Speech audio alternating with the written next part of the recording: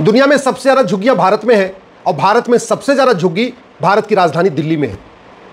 इस समय डीडीए लगातार झुग्गियों को गिरा रहा है और झुग्गियों को इसलिए गिरा रहा है कि जहां झुग्गी वहां मकान योजना के अंतर्गत सारे झुग्गी वालों को मकान मिल गया, नया मकान मिल गया, फिर भी वो अपनी झुग्गी नहीं उन्होंने हटाया, नहीं झुग्गी में फिर भी रहते रहे, इस आशा में रहते रहे कि फिर एक योजना आएगी और फिर उनको बदले एक नया मकान और मिल जाएगा। डीडीए आज के अखबार में एक खबर भी निकली हुई है कि कुल मिला के लगभग 1100 मकान डीडीए ने बनाए 425 करोड़ की लागत से। 25 लाख रुपए लागत आई एक मकान गिराने की और उन मकानों को 1,40,000 में दिया गया। सोचिए, लागत आई 25 लाख रुपए, यानी टैक्स पेयर के जेब से लिया गया 25 लाख रुपए और झुग्गी वालों को दिया गया 1,40,000 में, और मकान मिल भी गया।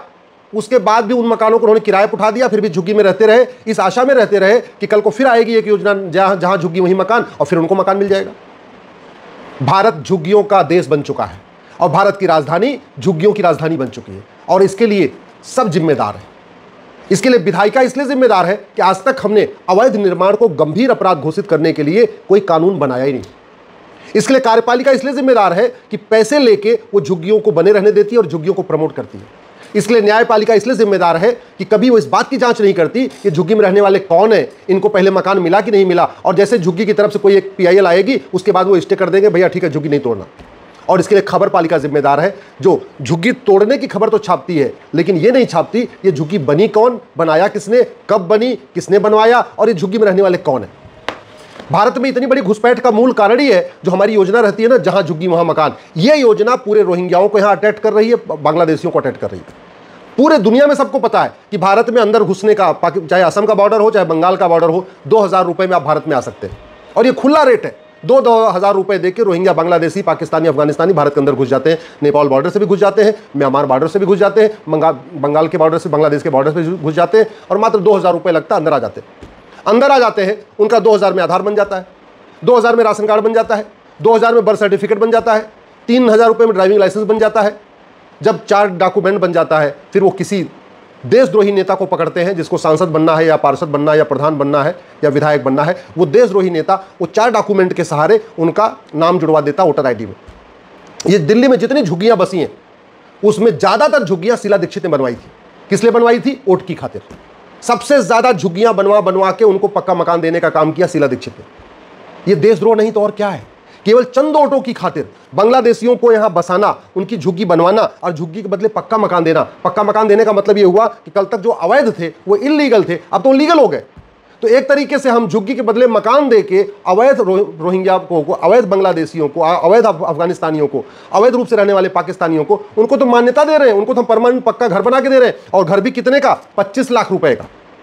यानी भारत में जो इनकम टैक्स आ रहा है, जीएसटी आ रहा है, toll tax, road tax, VAT, TDS आ रहा है, उससे 25 लाख रुपए का मकान बना के उनको हम 1.5 लाख रुपए में दे रहे हैं। कौन कहे इन झुग्गी, ये जो अवैध रूप से निर्माण करते हैं इनको जेल में डालने की? हम जेल में डाल नहीं रहे, हम तो बाकायदा जहां झुग्गी वहीं मकान बना के उनको प्रोत्साहित कर रहे हैं कि तुम झुग्गी बनाते जाओ, हम तुम्हें हर चुनाव के पहले जहां झुग्गी वहीं मकान वाली योजना ला के तुम्हें मकान देते रहे। शर्म, मतलब बेशर्मी देखिए। 15 साल के अपने शासन में शीला दीक्षित ने खूब झुग्गियां बनवाई, उसके बाद केजरीवाल ने झुग्गियां बनवाई। अगर पूरे इतिहास में देखिए पिछले 75 साल में सबसे ज्यादा झुग्गी बनवाने का रिकॉर्ड शीला दीक्षित और अरविंद केजरीवाल के नाम है। और जब अब झुग्गी तोड़ी जा रही है, सरकार बदली, रेखा गुप्ता जी की जब सरकार बनी उसके बाद झुग्गी तोड़ी जा रही है, तो आपके विधायक उन झुग्गी वालों के समर्थन में भी खड़े हो गए। ये भी नहीं आइडेंटिफाई करने की कोशिश हो रही है झुग्गी वाले हैं कौन, इसमें कितने बांग्लादेशी हैं, कितने रोहिंग्या हैं, कितने पाकिस्तानी हैं, कितने अफगानिस्तानी हैं, लेकिन वोट की खातिर सीधे सीधे उनके समर्थन में खड़े हो गए। इसलिए मैं, और ये झुग्गियां और बनती कैसे है भाई? डीडीए के जमीन पे झुग्गी क्यों बनी? डीडीए में तो हर क्षेत्र के लिए सुपरवाइजर होता है। वो सुपरवाइजर क्या करता है? सुपरवाइजर भी जाता है, झुग्गी वालों से पैसा ले लेता है। और जो इतनी बड़ी मात्रा में झुग्गी बनी है वो सारी झुग्गी एक साथ तो नहीं बनी। पहले एक झुग्गी बनती है, फिर 2 बनती है, फिर 3 बनती है, फिर 5 बनती है। ये झुग्गी बनाने वाले पहले 2-4 झुग्गी बना के देखते हैं कि कुछ कार्रवाई तो नहीं हो रही है। जब 4-6 महीने देख लेते हैं कि ना डीडीए कोई कार्रवाई कर रही है, ना पुलिस कोई कार्रवाई कर रही है, ना रेलवे कोई कार्रवाई कर रही है, ना पीडब्ल्यूडी डिपार्टमेंट वाले कोई कार्रवाई कर रहे हैं, ना पार्षद कोई कार्रवाई कर रहा है, ना प्रधान कोई कार्रवाई कर रहा है, फिर और लोग आगे झुग्गी बनाना शुरू कर देते। तो झुग्गी जो इसलिए बन रही है उसके लिए सरकारी कर्मचारी जिम्मेदार है, पैसा ले लेके झुग्गी बनवा रहे हैं। उसके लिए रेलवे के कर्मचारी जिम्मेदार हैं, जो रेलवे ट्रैक का इंस्पेक्शन करने जाते हैं तो रेलवे ट्रैक का इंस्पेक्शन करते हैं, बगल में जो झुग्गी बनी है उसके बारे में पुलिस को सूचित नहीं करते। अच्छा, पुलिस को सूचित भी कर दे तो पुलिस क्या करे? क्योंकि पुलिस तो ये पढ़ती है, आईपीसी पढ़ती है, बीएनएस पढ़ती है, इसमें हमने अवैध निर्माण के लिए कोई चैप्टर ही नहीं रखा है।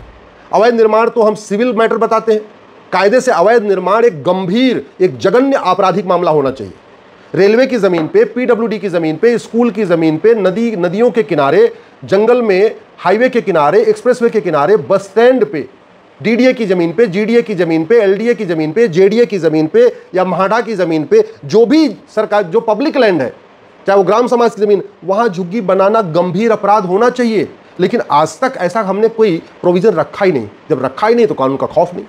दूसरा, झुग्गी बनवाने में मदद कौन करते हैं? वहां के लोकल पार्षद, वहां के प्रधान, वहां पे अगर वो जीडीए है या जेडीए है या एलडीए है या केडीए है या जो भी पीडीए है या वीडीए है, वहां के सुपरवाइजर पर कोई कार्रवाई हो नहीं रही है। अब दिल्ली में झुग्गियां टूट रही हैं, लेकिन किसके कार्यकाल में झुग्गियां बनी उन पे कोई कार्रवाई हो नहीं रही। जब हो नहीं रही है तो कानून का खौफ नहीं पैदा होगा।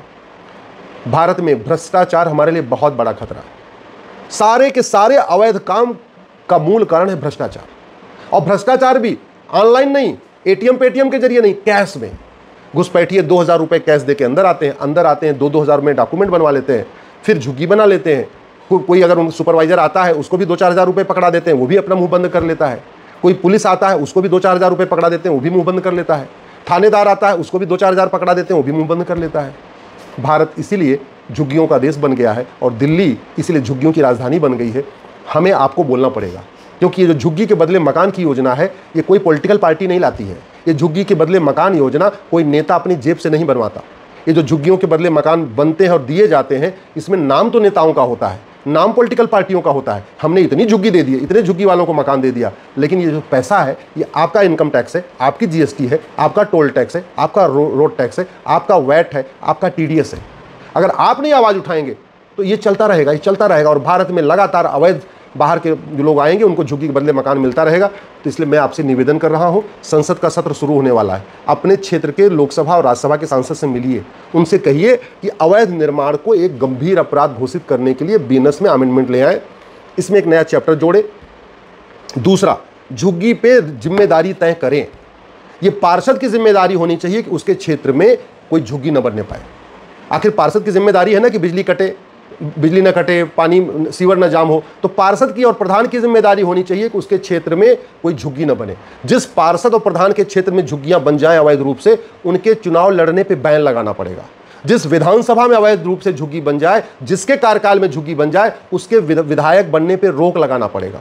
जिस सांसद के क्षेत्र में अवैध रूप से झुग्गी बने, आपको उसके ऊपर कार्रवाई करना पड़ेगा। जिस थानेदार की जिम्मेदारी तय करनी पड़ेगी, सेक्रेटरी की जिम्मेदारी तय करनी पड़ेगी, बीडीओ की जिम्मेदारी तय करनी पड़ेगी, तहसीलदार की जिम्मेदारी तय करनी पड़ेगी। जब सबकी जिम्मेदारी तय होगी तब ये झुग्गियां रुकेंगी बनना। नहीं तो सरकार जब तक 2 करोड़ मकान बना के देगी, तब तक 10 करोड़ झुग्गियां और तैयार हो जाएंगी। यही कड़वी सच्चाई है। चाहे बॉम्बे हो, चाहे इंदौर हो, चाहे भोपाल हो, चाहे लखनऊ हो, भारत का कोई ऐसा शहर नहीं है जहां बड़ी पैमाने पर झुग्गियां नहीं बनती जा रही हैं। और उसका बनने का एक ही कारण है कि उनको पता है कि झुग्गी बना लो, जब चुनाव आएगा, वोट की खातिर एक योजना आएगी, जहां झुग्गी वहां मकान, और हमको मकान भी मिल जाएगा। तो मकान क्यों बनाना, मकान क्यों खरीदना, मकान के लिए क्यों कुछ करना? झुग्गी बनाते रहो, मकान लेते रहो, झुग्गी बनाते रहो, मकान लेते रहो। और यही दिल्ली में हो रहा है, यही मुंबई में हो रहा है। कई लोग तो मैं ऐसे भी जानता हूं जिन्होंने झुग्गी बनाई, मकान मिल गया, मकान को किराए पर उठा दिया, फिर भी अलग उसी झुग्गी में रहते रहे, फिर मकान मिल गया। ऐसे लोग, एक बार भाई को अलग झुग्गी मिल रही, दूसरे भाई को अलग झुग्गी बना के मकान ले रहा है, फिर बीवी अलग झुग्गी बना के मकान ले रही है, फिर उसका पति अलग झुग्गी बना के मकान ले रहा है। ये जो पूरा धंधा चल रहा है झुग्गी वाला, इसको रोकना है, नियम कानून बदलना पड़ेगा, भ्रष्टाचार खत्म करना पड़ेगा, नहीं तो भारत बर्बाद हो जाएगा।